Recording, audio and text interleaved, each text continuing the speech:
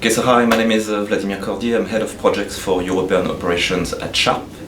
And basically my job is to run a big and complex project for Sharp in Europe and to put in place also the best project management practices. So basically there are two main reasons why probably projects still fail. I mean, first of all, we have a lot of Prince2 and PMP and people who are certified in the field of project management.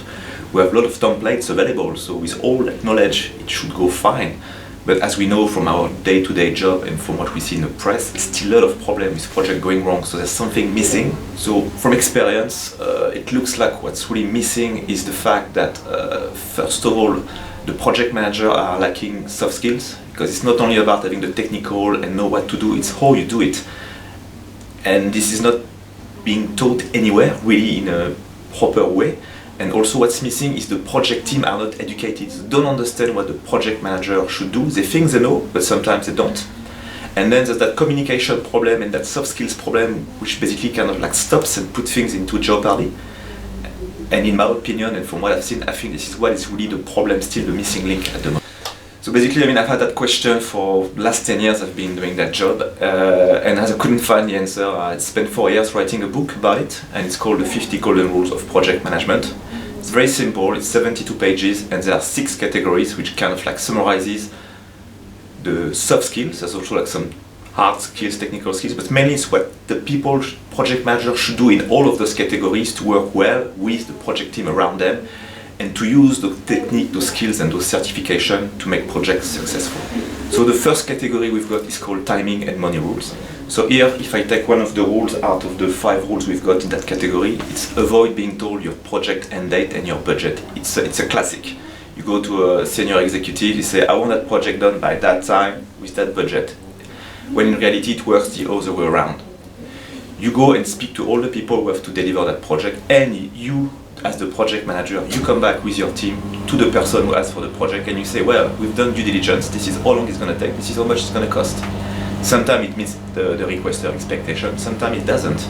But you don't really get that in any course or whatever. They don't tell you this is how it's done. And based on what I've seen around me in good and bad projects, this is one of the key things where people fail.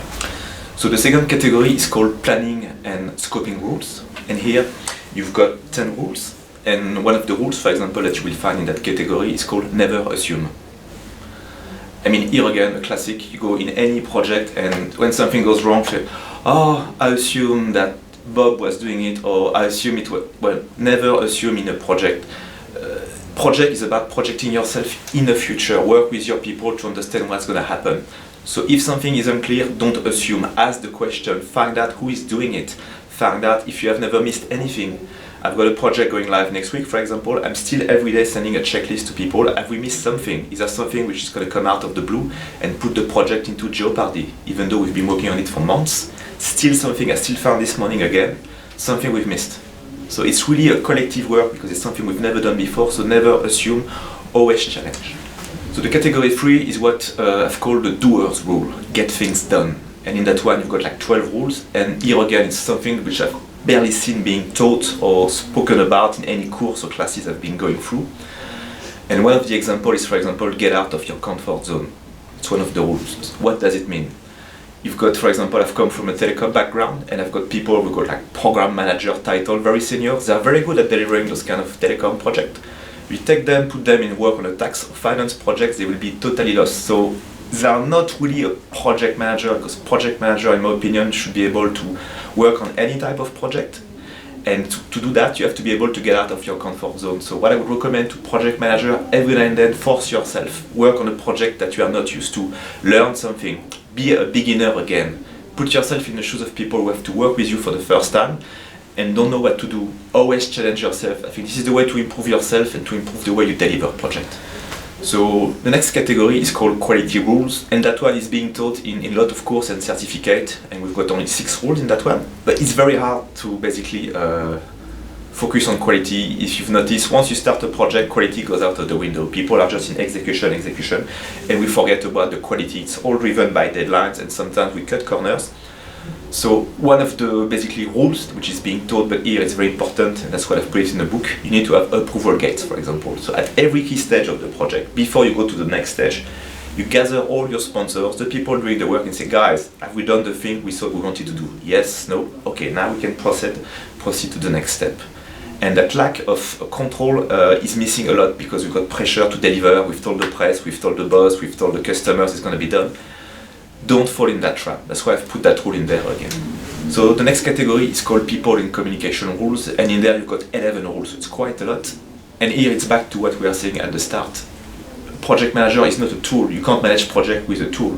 You've got software to manage your project, but at the end of the day you need a human person to read between the lines and understand the people. And if the project manager is not a people's person, it's never going to work. And one of the things, for example, that a project manager I've seen successful one doing is give notice to people. You can't just turn up and say, hey, I want you to do this, that, and that. Here again, you have to work with people, project yourself with them in the future and say, I will need you and your team in 3 or 4 months' time. Is that okay? How much is going to cost? Do you need consultant? Can you do it in-house?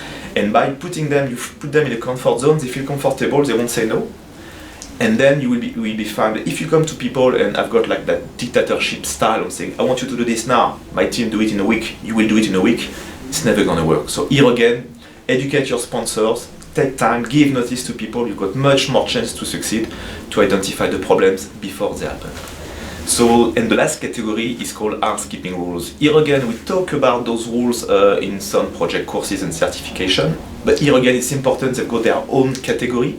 Because here again, if you know, and it's not rocket science, it's just a couple of things you have to remember when you run your project.